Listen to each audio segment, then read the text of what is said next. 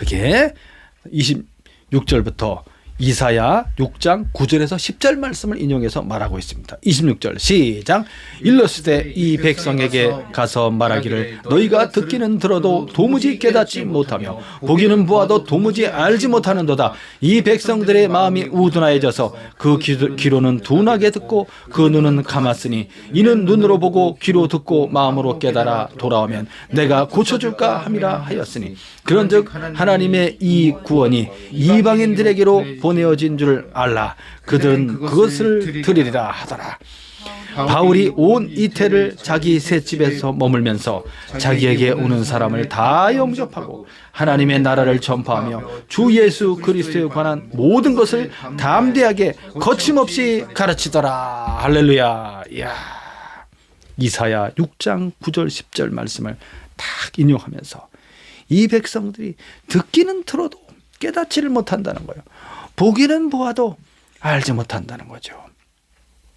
차라리 그들이 깨닫지 못하고 듣지 못하고 보지 못함으로써 구원에서 그냥 떨어져 나가는 것이죠. 차라리 혹시나 깨달아 돌아오면 하나님이 고쳐줘야 되니까 이 정도로 안 듣는다는 거예요. 주님이 고쳐주려고 하는데도 듣지 않는다는 거예요. 그럼으로써 이 복음이 어디로 가는 거예요? 이방인에게로 넘어가는 거예요. 그런즉 하나님의 이 구원이 어디로 가는 겁니까? 이방인에게로 보내어지게 된다는 것입니다. 그래서 바울이 이방인에게 복음을 전하는 것인데 이방인 선교의 정당성을 강력하게 주장하고 있는 것입니다. 하나님께서 우리 예수님께서 바울을 통해서 이방인에게 복음이 전파되게 함으로써 많은 이방인들을 구원해내는 것입니다. 바울뿐만 아니라 바울을 다음에 뒤를 이어서 바울의 제자들, 또 그 제자들의 제자들, 그 제자들의 제자들이 이제 이 교회를 든든하게 세워나가면서 또 복음을 전파해 나가면서 세계 여러 수많은 나라 방방 곳곳에 복음을 전파함으로써 오늘날 우리까지도 예수를 믿고 하나님의 자녀가 된 것이 아닙니까? 자, 이렇게 하면서 바울은 온 이태 동안 2년 동안 이제 셋집에 머물렀다고 그랬죠. 셋집에 세를 내야 돼. 월세를 내야 돼. 그 월세는 누가 부담했느냐? 누가 부담했냐면 빌립보서의 옥중서신에 빌립보서가 있습니다. 빌립보 성도들이 여러 번 바울을 위해서, 그 전에 이제 빌립보에서 바울이 매 맞고 감옥에 갇혔잖아요. 찬송할 때 지진이 일어나갖고 옥토에서 나오게 됐죠. 그때 그 빌립보 교회가 형성되었고 빌립보에서 데살로니가로 갔을 때 빌립보 교인들이 바울을 많이 도와줬습니다. 그 간수를 비롯한 많은 사람들이 예수 믿었잖아요. 그리고 그 바울이 로마에 있을 때도 빌립보 성도들이 에바브로디도를 통해서 많이 공급해줬다고 바울이 빌립보서에 기록하고 있습니다. 그래서 그 세를 감당하게 된 것이죠. 된 거죠. 그리고 바울을 돕는 많은 믿음의 형제들이 있었던 겁니다. 2년 동안 바울은 거기에 있었어요. 왜 그동안 재판이 열리지 않았느냐 하면은 특별히 바울을 무슨 다시 뭐 해서 법정에 세워서 뭐 할 만한 그게 없어. 그래갖고 2년이 지나면서 이제 만료돼 버렸어. 18개월 동안 아무런 더 이상 무슨 고소가 다시 없고 이렇게 되면 그냥 끝나버린대요. 무죄 판결을 받아서 석방되게 됩니다. 바울이 2년이 지나고 나서 자동 석방이 돼서 요때가 바로 다시 한번 복음을 또 전하게 되는 것입니다. 마게도냐 지역에 다 복음을 전하고 그 다음에 어디까지 갔다 그랬어요? 그 그레데 섬, 어디입니까? 그 아가야, 고린도 그 남쪽에 보면 크레타라고 크레타 섬이 있어요. 거기에도 복음을 전해서 디모데를 거기에 또 파송하게 되죠. 그리고 스페인까지, 서바나 스페인까지 바울이 복음을 전도하러 가게 되는 거죠. 요나 알죠? 요나가 그 이제 북왕국의 그 요나 선지자 있잖아요. 다시 저 어디로 가라 그랬어요? 니느웨로 가서 복음을 전하라고 그랬는데 요나가 반대 방향 다시스로 가는 배를 탔다. 그 다시스가 바로 스페인이에요. 스페인. 스페인. 그 당시에 지중해 해양 해양 문명과 국가들에 의해서 그 배의 루트가 이렇게 그때부터 벌써 열렸어요. 그래서 저 멀리 끝에 땅 끝이지. 이 스페인이 거기까지 바울이 이제 풀려나서 로마에서 풀려나서 2년 동안 바울이 또 복음 전도를 하게 되는 것입니다. 그렇다면 1차, 2차, 3차에 걸쳐서 로마로 항해해서 오는 것을 갖다가 4차 전도 여행이라고 친다면 로마에서 석방돼서 다시 2년 동안 복음을 이제 마게도냐 지역과 그리고 스페인까지 복음을 전도했다면 그것은 5차 전도 여행이 되겠습니다. 자, 이렇게 바울은 하나님의 나라를 전파하는데 그리스도 예수에 관한 모든 것, 그의 죽으심과 부활하심과 승천하심과 재림하시는 것까지 바울이 쫙 복음을 전하면서 마침내 하나님의 나라가 그리스도를 통하여 이제 우리가 그 나라로 들어가게 되는 것입니다.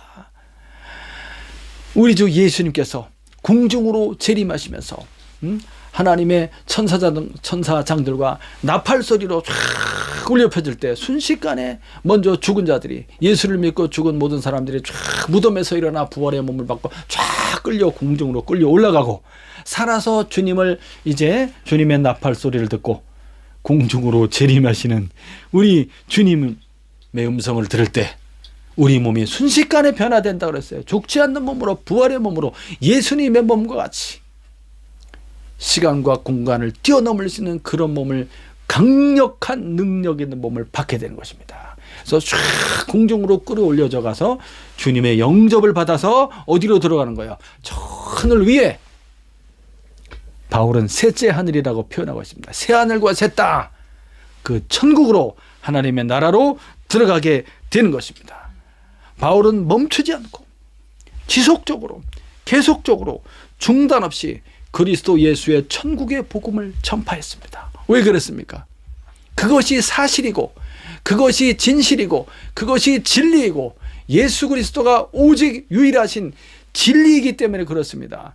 그 예수님만이 오직 유일한 구원의 길이기 때문에 그렇습니다. 예수님께서 하나님의 아들로서 하늘에서부터 이 세상에 오셨기 때문입니다. 구원자로. 할렐루야. 오늘 이 말씀을 잘 기억하시고, 자, 보너스로 10페이지에 바울의 선교 사역의 연대기를 적어놨습니다. 한번 참고하시기 바랍니다. 제가 지금 설명했습니다. 그래서 이제 5차 전도여행까지 마치고 2년 후에 다시 이제 네로 황제의 핍박이 로마에 있는 그리스도인들을 막 무참히 잡아 죽이고 교회들을 불살르고 하죠. 그때 로마 황제가 이 정신이 잘못되기 시작하면서부터 이상해졌습니다. 그때 바울도 다시 잡히게 되고 순교를 당하게 됩니다. 그리고 바울 서신이 기록한 것은 어떻게 기록되었는지 그 연대가 또 이렇게 적어놨습니다.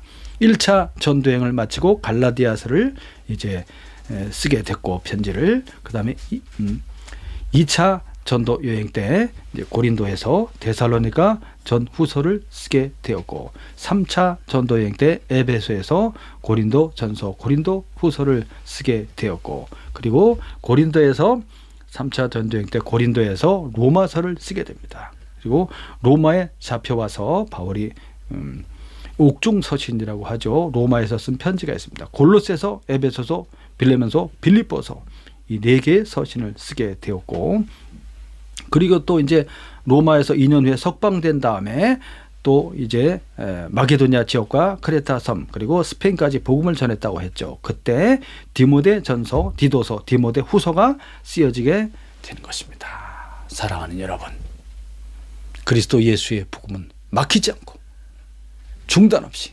끝까지 전진하며 하나님께서 구원받아야 될 이방인의 수가 차기까지